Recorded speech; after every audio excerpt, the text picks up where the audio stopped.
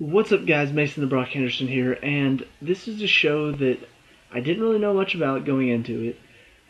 I'd seen previews throughout most of NCIS before it came on, and it has Michael Weatherly, so I'm just like, you know what? I'm gonna check out both. See how it is, see what it's about, and I'm gonna be honest, I kind of liked it. It wasn't anything great. It just had a feel. If you guys ever saw Lie to Me on Fox, before it got canceled, unfortunately, I love that show. I thought it was a great show. I am so disappointed that it only lasted 3 seasons. And a lot of it was because I was interested in the psychology stuff. Like, it's never been something that I've wanted to do with my life. I've never actually wanted to go into psychology. But psychology is a science that really does interest me. So, another psychology show, about lawyers and juries and stuff like that. Um, Maybe not the best pilot they could have had, but there are a lot of good things that pique my interest that make me want to come back for more. First of all is the setup, because the setup, if they take it in the right direction, can be really, really good. Like, you really think about the things they can do here. You could have one case where they have to work with the prosecution to try to get the jury on their side. You have one case where they're working with a guilty client, trying to get him an innocent. Do you try to get him off with a not guilty verdict, or do you go with your your morals, I guess is what I'm trying to say. Do you go against your morals and say, you know what, this is for the client, we were hired for this client, it doesn't matter whether he's guilty or not guilty, we're going to try to get him a not guilty verdict? What do you do in those situations? Those are things that I feel like they can really explore. Maybe if there are simpler cases that don't involve murder, I don't know. Um, I'm trying to decide if they're trying to go for being a mystery show or if they're trying to go for being a psychological show. Because this one starts off, it's a murder investigation. The girl dies, this kid is suspected of killing her, and it's all about figuring out whether or not he did it, who actually did it, all that stuff. If that's the case, then this wasn't really a good episode because it was mainly about the jury, trying to figure them out, trying to analyze this jury. That was the main focus in this. If this is trying to be a crime show, it failed. That's just simple analysis right there. If this was trying to be something besides a crime show, which we'll see hopefully in the next coming episodes, then it really did a good job in that it wasn't about the murder. At the end of it, they did catch the murderer. They did find out who done it. Which that's probably one of my few gripes about this episode. They did not show how they figured that out. They showed the dad talking with his wife about something, and all of a sudden the wife like opens it up and, oh, she's got the necklace from the dead girl, and it's like, oh, so she did it. Was I supposed to be able to figure that out? And then all of a sudden the police pull up and Bull is there, and he just like looks up at her and smirks. I'm just like, so he figured it out. How did he figure that out? They did not explain that at all. So that's why I'm saying if it is a crime show, they did a terrible job.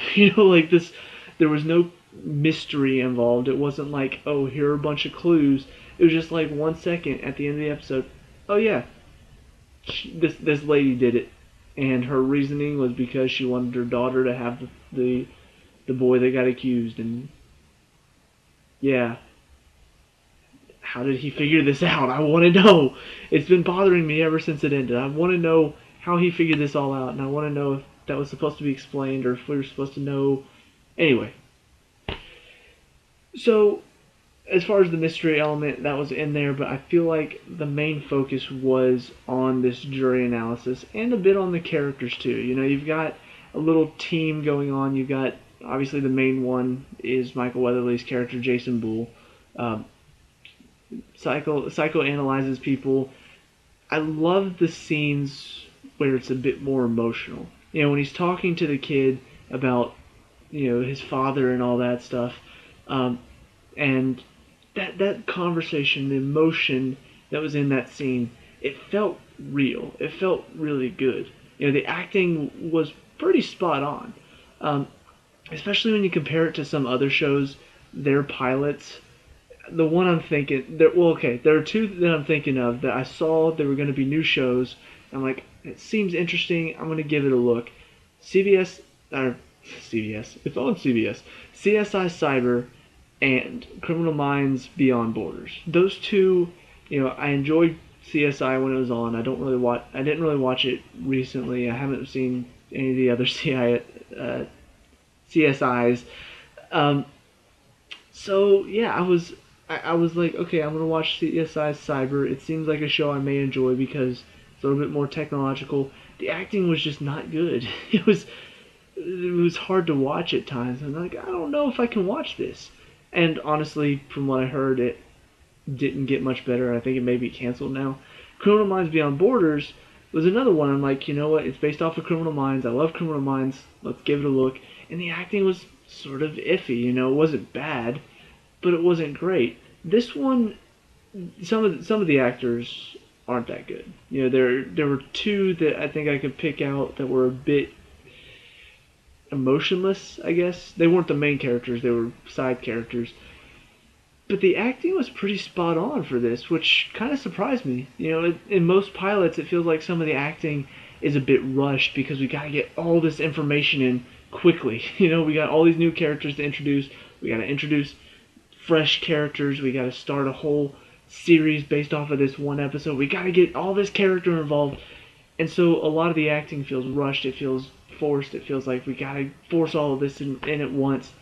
And it can be very disappointing. And a lot of times, it's really hard to judge a show based off a pilot. If it has a good pilot, most likely it's going to be a good show.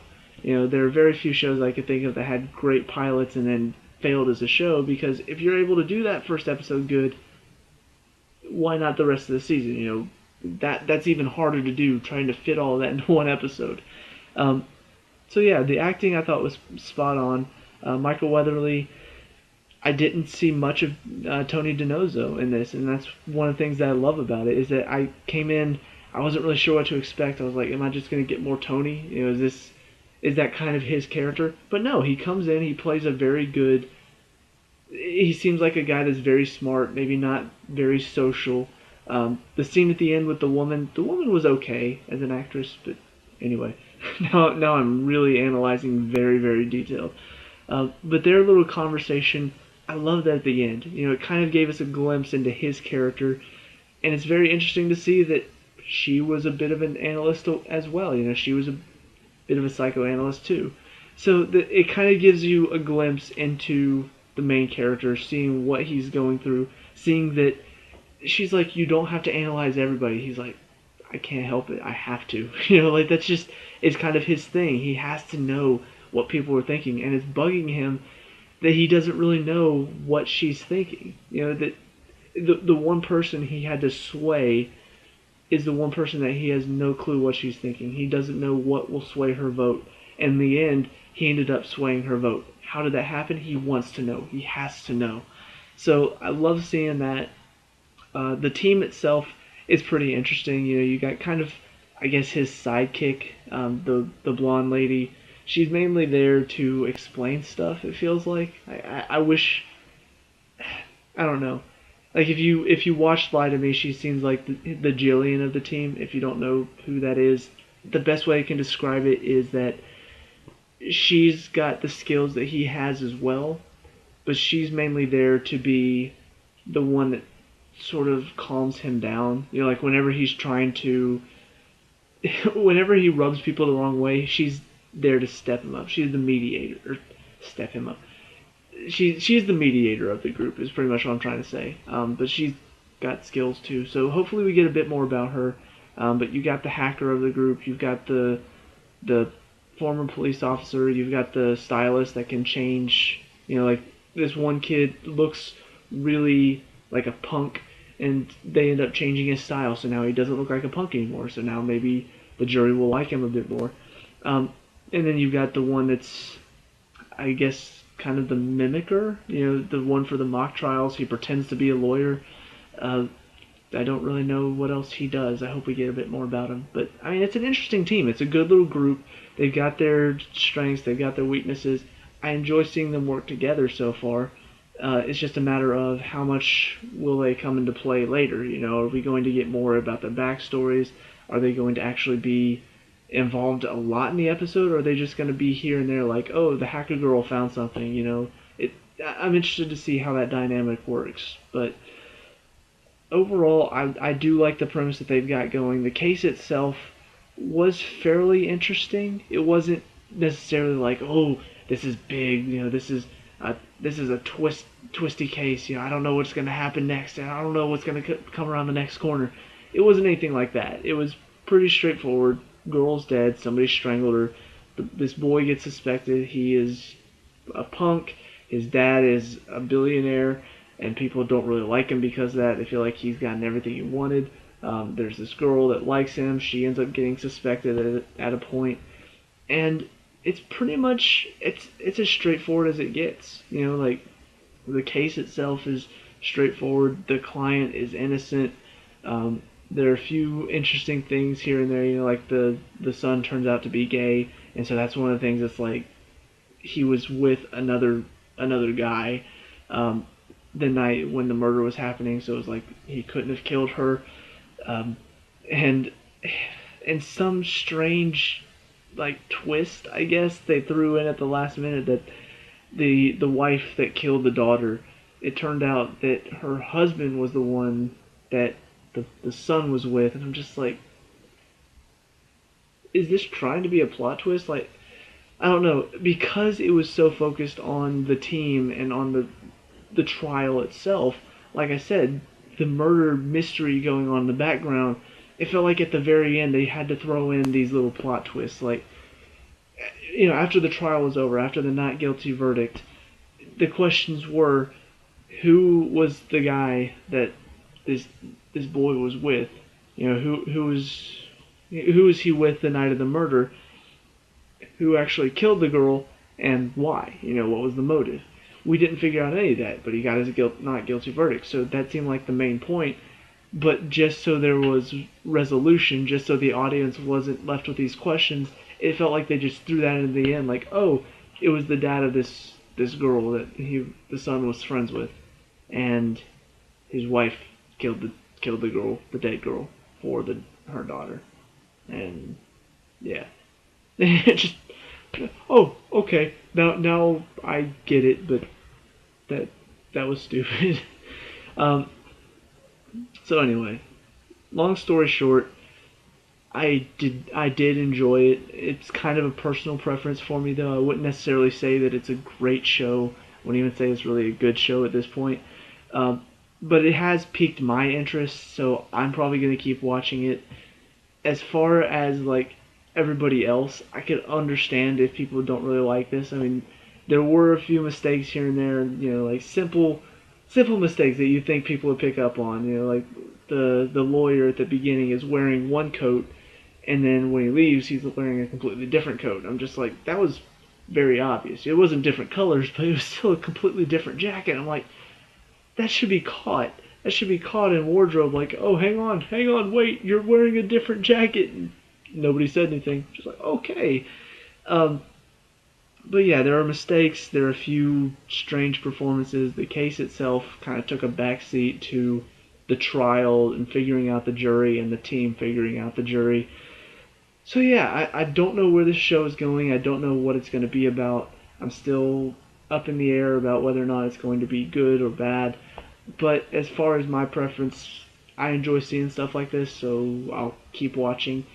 And if it jumps the shark, that may be where I start to stop watch. But we'll see how it goes. It's something in between NCIS and Agents of S.H.I.E.L.D. on Tuesday night, so something for me to watch. Good enough for me.